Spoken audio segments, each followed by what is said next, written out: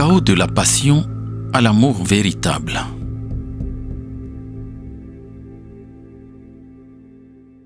Dans l'enseignement de ce jour, nous allons découvrir des principes très importants qui régissent les relations d'amour, les relations dites de couple. Je t'expliquerai pourquoi il faut éviter de prendre les décisions importantes, celles qui engagent à long terme, avant d'avoir passé les 2 ou 3 premières années où on tombe amoureux de quelqu'un. Tu connaîtras 3 grandes sources de conflits amoureux dans le couple. Tu découvriras 3 puissantes questions qu'il faut se poser pour savoir si tu es avec le bon conjoint. Et nous terminerons par une introduction à la construction d'un couple durable. Sois donc très attentif parce que l'enseignement de ce jour te sera très utile.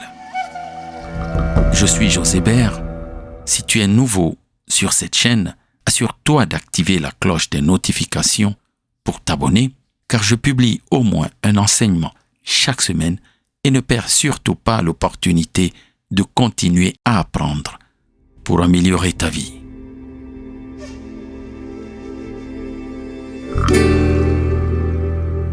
Avant d'aborder les sujets que j'ai énoncés au début, je vais te rappeler en moins de 2 minutes comment on tombe amoureux, notamment si tu n'as pas regardé mon précédent enseignement.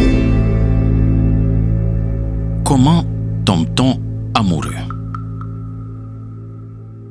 Tomber amoureux est une ressource très raffinée de l'instinct.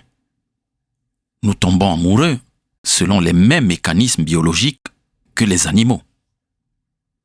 La première chose que l'on ressent lorsqu'on s'accorde avec une personne, c'est l'attraction, l'attirance.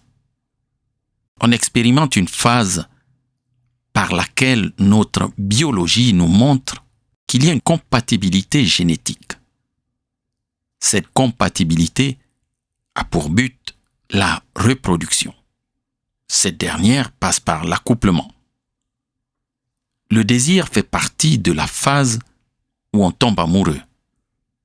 On dit « je suis tombé amoureux », « je suis tombée amoureuse ». À partir de là, notre organisme va commencer à sécréter divers types d'hormones, dont une qui est très importante. C'est la phényléthylamine.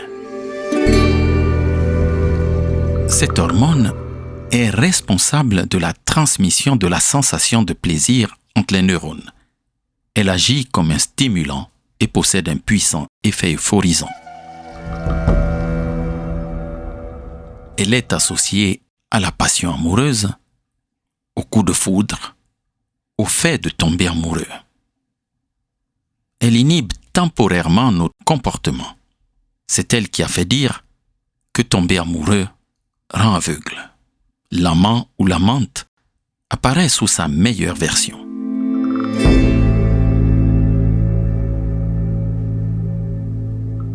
Pourquoi ne faut-il pas prendre de décisions importantes pendant la phase où on tombe amoureux?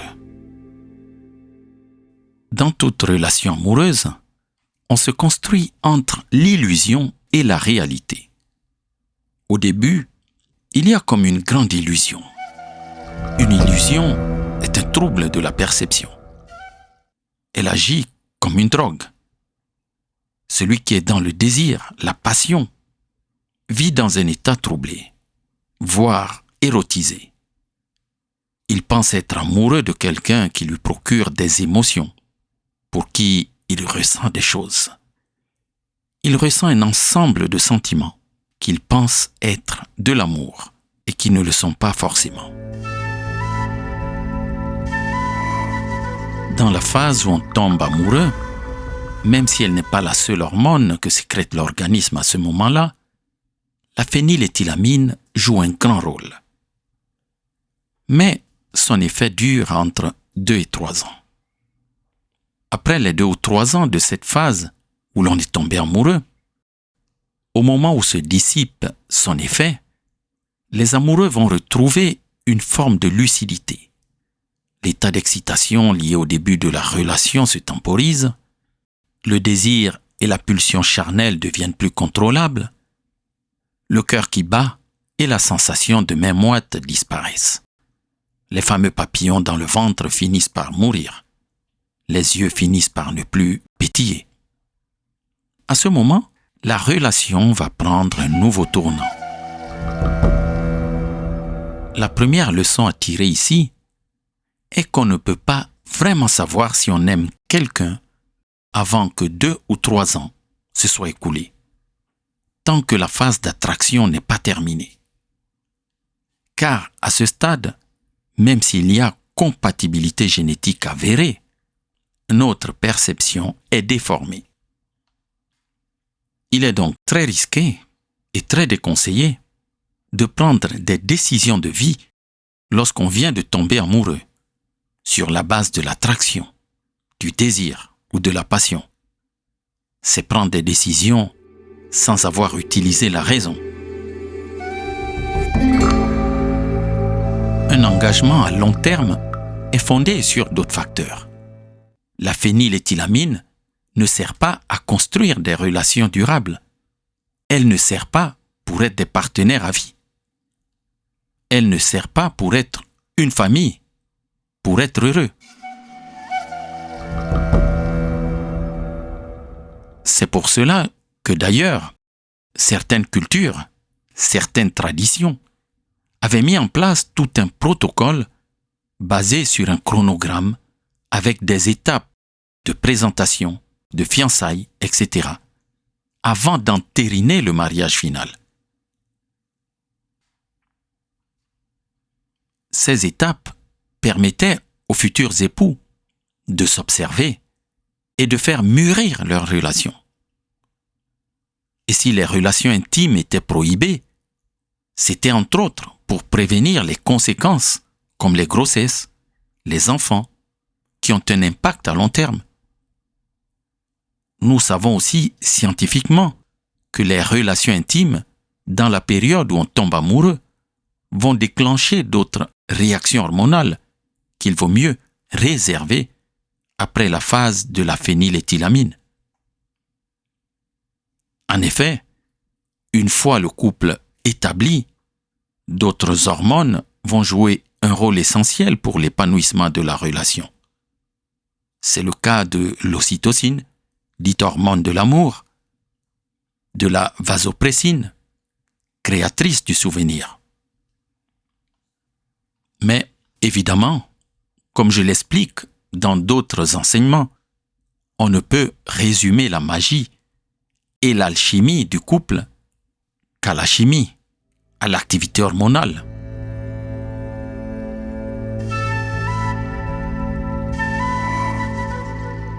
D'où proviennent les conflits dans la relation amoureuse? Il existe plusieurs causes de conflits dans le couple. Dans cet enseignement, je ne parlerai que des causes qui sont directement liées aux sentiments amoureux qui lient les conjoints. Je ne traiterai donc pas les problèmes assez faciles à percevoir ou à identifier, comme l'incompatibilité d'humeur ou de caractère, ou les problèmes financiers que peut traverser le couple. Je vais mettre l'accent sur des aspects plus complexes. Première source de conflit, les attentes psychologiques.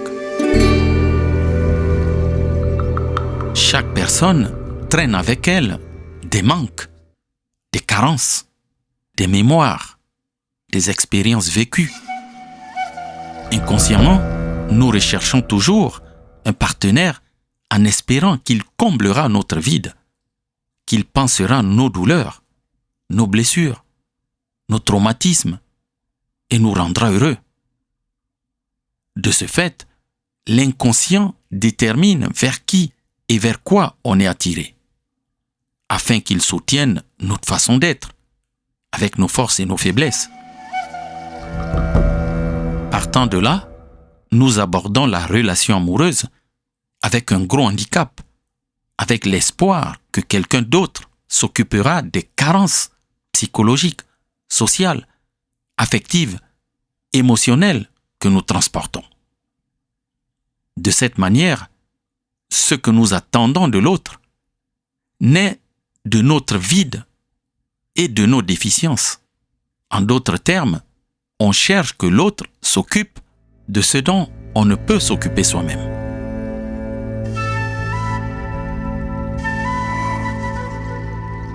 Deuxième source de conflit.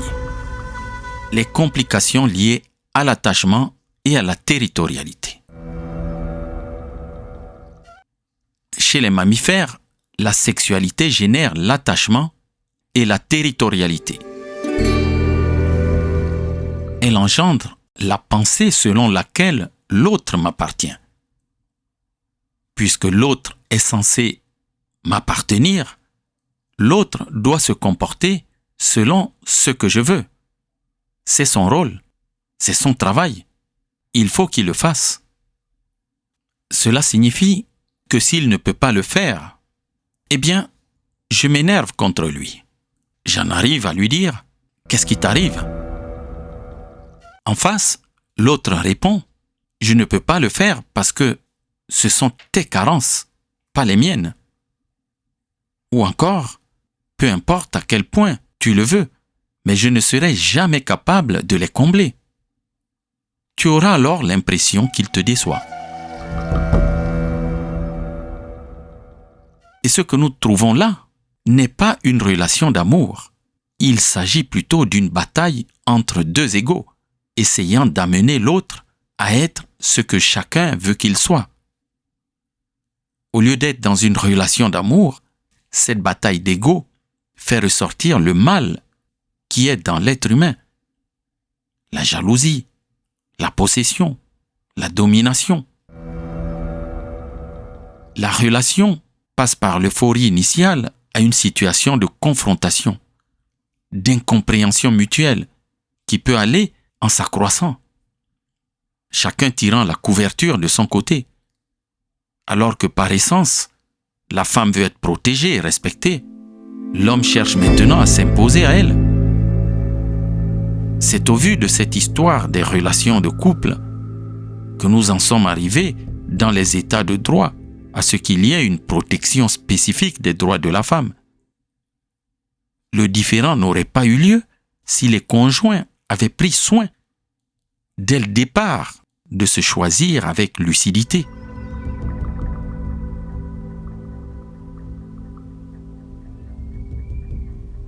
Troisième source de conflit, la différence fondamentale entre l'homme et la femme. Qui sont réellement l'homme et la femme, ces deux protagonistes de l'amour? Par constitution naturelle, l'homme et la femme sont différents. Si on lit bien leur corps, leur fonctionnement respectif, on arrive à appréhender cette différence. Par leur différence, ils sont faits pour s'imbriquer, pour être complémentaires. Mais ils peuvent entrer en opposition, par incompréhension de ce que j'appelle le mystère ou la mystique des genres.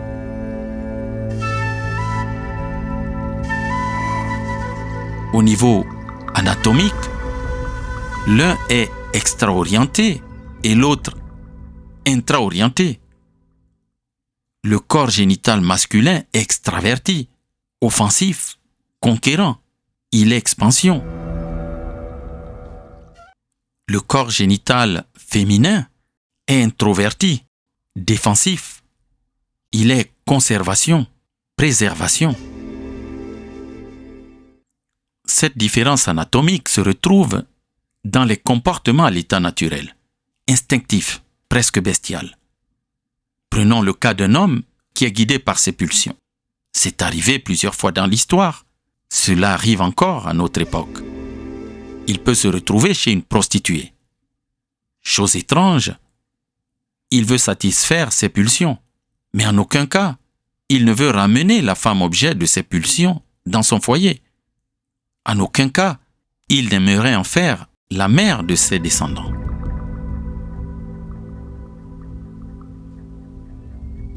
Rappelons-nous que par constitution naturelle, l'homme est un conquérant.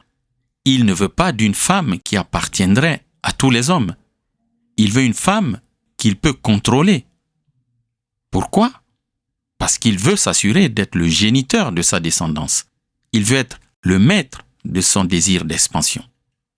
De son côté, la femme, conservatrice et protectrice, veut être protégée et veut protéger sa progéniture pour lui garantir le maximum de chances de survie. Elle veut dompter ce conquérant, le rendre docile, ce qui n'est pas chose facile.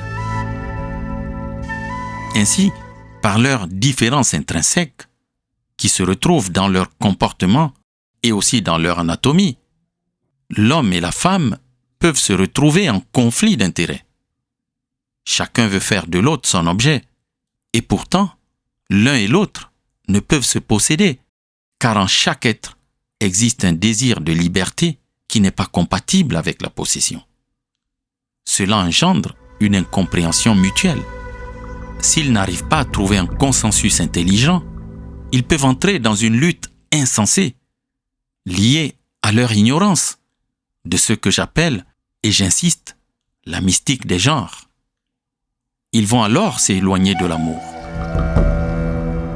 Le premier pas consiste à se rappeler que l'être humain n'est pas qu'un corps biologique. Derrière le corps physique, apparent, existe le mental, les émotions, l'énergie vitale. Et si tu es spirituel, pour toi comme pour moi, l'homme comme la femme sont aussi des âmes, des esprits. L'amour inconditionnel, basé sur la bonté véritable, est le seul qui soit capable d'alimenter toutes ces facettes de l'être humain pour amener le couple dans une compréhension mutuelle et un consensus bénéfique aux deux parties. Examinons maintenant 3 questions fondamentales pour savoir si, mutuellement, l'homme comme la femme est avec le conjoint qui lui convient.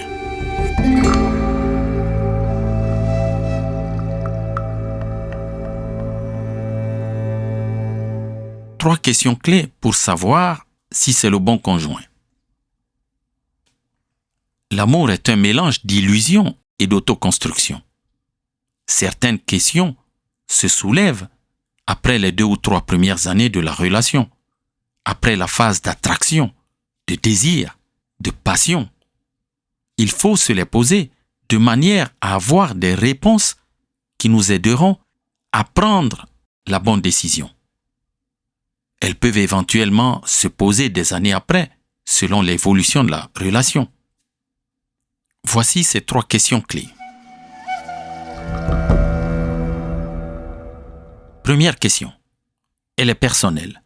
C'est une question que je dois me poser à moi-même. Maintenant que la sensation initiale est partie, maintenant que j'ai retrouvé un peu de lucidité, si cette relation était à refaire, la referais-je?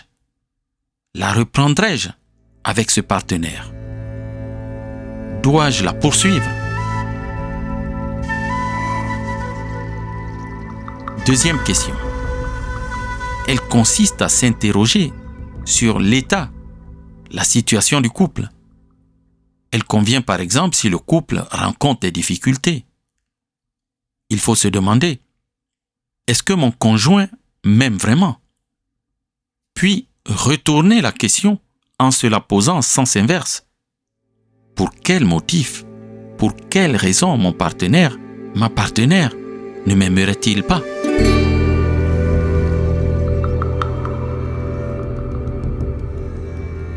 Troisième question. Elle consiste à se projeter dans le futur.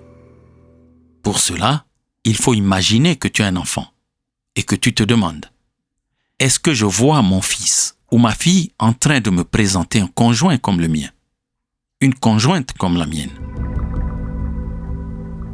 Ces 3 questions te poussent à l'introspection de manière à t'engager dans une relation avec conviction et franchise ou à l'abandonner. S'il y a quelque chose qui te fait mal, il vaut mieux en parler à cette phase de la relation, plutôt que de s'enfoncer dans cette relation et des années après la voir se solder par un échec.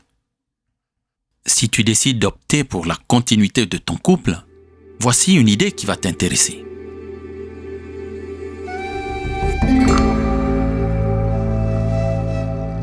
Comment construire un couple durable? Tant qu'on est encore dans la phase d'attraction, la passion, le désir, on ne sait pas à quel point, mais on s'amuse ensemble.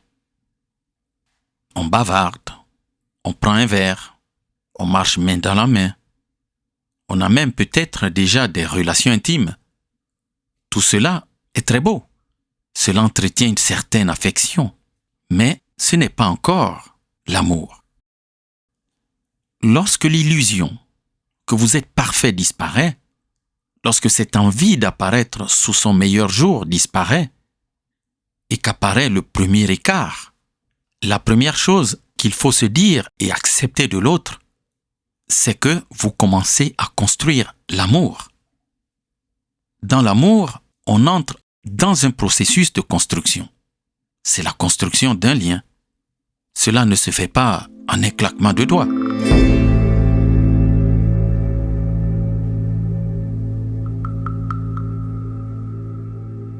Quand on tombe amoureux de quelqu'un, ce qu'on fait, c'est qu'on donne à l'autre personne, le conjoint, le pouvoir sur nous. Quel est ce pouvoir? La construction d'une relation avec quelqu'un, c'est comme dire à l'autre, désormais, si tu te mets en colère, je m'angoisse. Si tu me trompes, je souffre. C'est-à-dire que l'autre peut me faire du mal très facilement parce que je lui donne ce pouvoir sur moi. Mais comment sait-on qu'on aime vraiment l'autre? On le sait exactement quand on renonce à utiliser ce pouvoir sur l'autre. Et quand l'autre, qui t'aime vraiment, n'utilise pas cet énorme pouvoir sur toi. En d'autres termes, on donne à l'autre un pouvoir et il renonce à l'exercer. C'est ça l'amour inconditionnel. Le véritable amour s'exprime à travers la bonté. Cela s'apprend. La bonté s'apprend. L'amour véritable s'apprend. Je vais conclure cet enseignement en disant ceci. La plupart des gens n'y prêtent pas attention, mais le corps n'est qu'un véhicule. À l'intérieur du corps de l'homme et de la femme, il y a un pilote.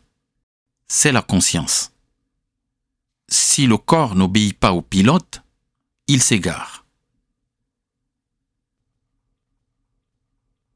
Je te remercie d'avoir écouté cet enseignement et te dis à très bientôt pour un prochain plein de valeur. Si tu l'as aimé, partage-le avec un ami ou un membre de ta famille qui pourrait en bénéficier jusqu'à la prochaine fois. Et n'oublie pas de t'abonner.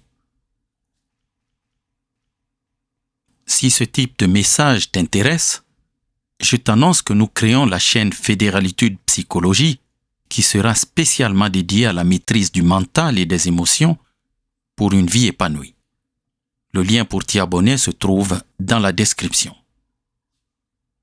Que celui qui renouvelle les mondes à chaque instant soit toujours la source inépuisable de ton inspiration. C'était ton ami José Bert sur Fédéralitude la communauté.